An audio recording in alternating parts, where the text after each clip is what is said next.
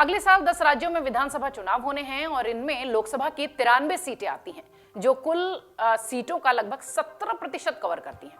2023 में राजस्थान, छत्तीसगढ़, मध्य प्रदेश, कर्नाटक और तेलंगाना जैसे बड़े राज्यों के अलावा पूर्वोत्तर के त्रिपुरा, मेघालय, नागालैंड और मिजोरम में भी चुनाव होने हैं।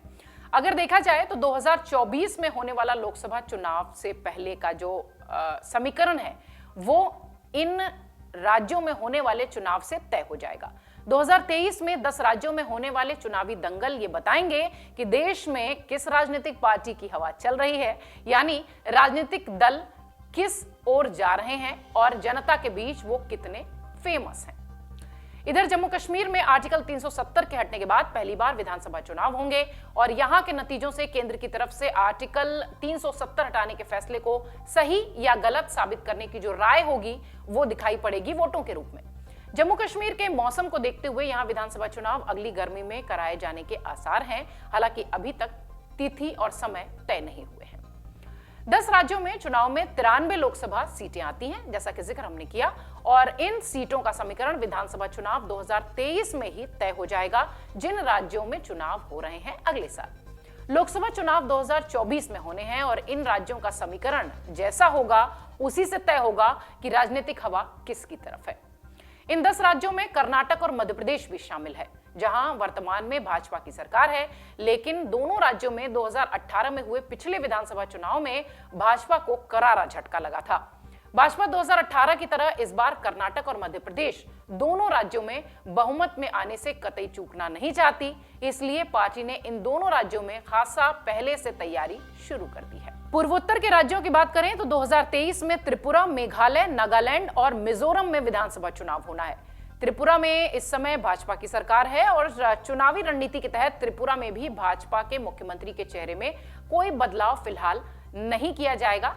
मेघालय और नागालैंड में भाजपा समर्थित सरकार सत्ता में है। मिजोरम में मिजो नेशनल फ्रंट की सरकार है। 2023 में होने वाले राज्यों के विधानसभा के बीच लोकसभा 2024 की भी तैयारी तेज हो चुकी है।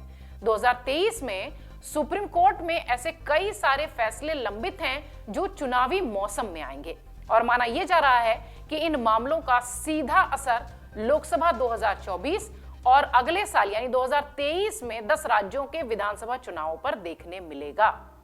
इस रिपोर्ट में आइए आपको दिखाते हैं कि वो कौन कौन से केस हैं जो सुप्रीम कोर्ट में विचाराधीन हैं और चुनाव के दौरान ही इन पर फैसला आने की उम्मीद है, जिसका असर सीधे सीधे वोट परसेंटेज पर पड़ सकता है। सुप्रीम कोर्ट में 8 ऐसी याचिकाओं पर फैसला आना है जिनका असर 2024 लोकसभा चुनाव में देखने मिलेगा। जम्मू कश्मीर में विधानसभा सीटों का परिसीमन का मामला सुप्रीम कोर्ट में एक याचिका के जवाब में लंबित है और माना यह जा रहा है कि अगले 2 से 3 महीने में उसका फैसला आ सकता है। माना यह भी गया कि अगले साल होने वाले चुनाव में और 2024 लोकसभा चुनाव में इसका सीधा डायरेक्ट असर देखने मिलेगा। कर्नाटक की बात करें, कर्नाटक हिजाब विवाद में भी बड़ी बेंच बड़ा फैसला दे सकती है। यह भी चुनावी मौसम में ही इसका जवाब आता दिखाई पड़ेगा, जिसका असर कर्नाटक चुनाव पर भी पड़ेगा और लोकसभा चुनाव पर भी। आपको याद होगा कि 2022 की शुरुआत में कर्नाटक के उडुपी में हिजाब पहनकर आई छात्राओं को कॉलेज क्लास में नहीं घुसने दिया गया था। मामला हाईकोर्ट से सुप्रीम कोर्ट पहुंचा, देश भर में उसके लिए बवाल हुआ और अब कर्नाटक हाईकोर्ट ने कॉलेजों में हिजाब बैन के राज्य सरकार के फैसले को सही बताया, लेकिन सुप्रीम कोर्ट में इस पर मतभेद अभी भी जारी है और इसका फैसला जल्द आएगा, जिसका असर चुनाव में देखने मिलेगा। एक बहुत महत्वपूर्ण फैसला आना है सुब्रमण्यम स्वामी की याचिका के बाद। प्लेसेस ऑफ वर्शिप एक्ट 1991, इसके खिलाफ भाजपा नेता सुब्रमण्यम स्वामी ने सुप्रीम कोर्ट में एक याचिका दाखिल की है। हालांकि स्वामी ने यह भी कहा है कि उन्होंने पूरे एक्ट को चुनौती नहीं दी है, बल्कि केवल 2 मंदिरों को इसके दायरे से बाहर रखने की बात कही है। स्वामी अपनी याचिका पर अलग से सुनवाई करने की अपील कर चुके हैं, जिस पर कोर्ट जल्द फैसला सुना सकती है। और आपको बता दें कि अगर इस पर कोई फैसला आता है तो मंदिर मस्जिद विवाद जो है वो नई बहस के साथ देश भर में नजर आएगा और इसका सीधा असर, डायरेक्ट असर चुनावों पर देखने मिलेगा। आगे बढ़ते हैं। देश के मुख्य चुनाव आयुक्त और 2 चुनाव आयुक्तों की नियुक्ति में ज्यादा पारदर्शिता लाने की मांग पर सुप्रीम कोर्ट के पास फैसला सुरक्षित है और यह फैसला भी चुनाव के दौरान ही आएगा। इसको लेकर दायर याचिका में फैसला आना है और इसका असर 2024 के लोकसभा चुनाव पर तो पड़ेगा ही, इसके साथ अगले साल जो 10 राज्यों में चुनाव हो रहे हैं उन पर भी डायरेक्ट देखने मिलेगा। आगे बढ़ रहे हैं। ईडब्ल्यूएस यानी आर्थिक रूप से कमजोर वर्ग को 10% रिजर्वेशन लागू रहेगा या नहीं, इस पर भी याचिका दायर है और इस पर भी फैसला आएगा चुनावी मौसम में। केंद्र सरकार ने आर्थिक रूप से कमजोर वर्ग को दाखिले और नौकरियों में 10% आरक्षण दिया है और इसी के लिए याचिका दायर की गई है। इसका फैसला आएगा चुनावी मौसम के दौरान, जिसका डायरेक्ट या अप्रत्यक्ष रूप से भी असर लोकसभा चुनाव में देखने मिलेगा।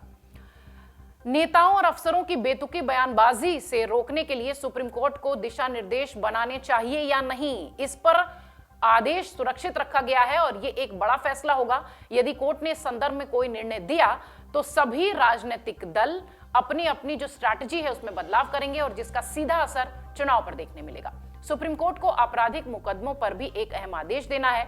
संविधान पीठ को यह तय करना है कि क्या आपराधिक मुकदमे यानी क्रिमिनल केसेस में आरोपियों को दोषी ठहराए जाने के बाद किसी नए व्यक्ति को आरोपी बनाया जा सकता है। इस निर्णय का भी अप्रत्यक्ष रूप से असर चुनावों पर देखने मिलेगा। 10 राज्यों के विधानसभा चुनाव और 2024 के लोकसभा चुनाव इन फैसलों से खासा प्रभावित होंगे, इसमें कोई संदेह नहीं है कि राजनीतिक दलों की रणनीति और चुनावी कदम भी इन फैसलों के साथ बदलते दिखेंगे और बदलाव के साथ ही चुनाव की जो प्रक्रिया है उसमें भी इसका असर दिखेगा। आने वाला 2 साल चुनावी मौसम से लबरेज है और विधानसभा चुनावों से इस मौसम में किस दल की हवा चल रही है ये भी तय हो जाएगा। 2024 में किस तरीके का समीकरण बनेगा ये भी तय हो जाएगा अगले साल 10 राज्यों के होने वाले चुनावों से। डाउनलोड करें अमर उजाला ऐप और पाएं खबरें लगातार। अगर आप ये वीडियो YouTube पर देख रहे हैं तो हमारे चैनल को सब्सक्राइब करें और बेल आइकन को दबाना ना भूलें। अगर आप Facebook पर ये वीडियो देख रहे हैं तो हमारे पेज को लाइक करें।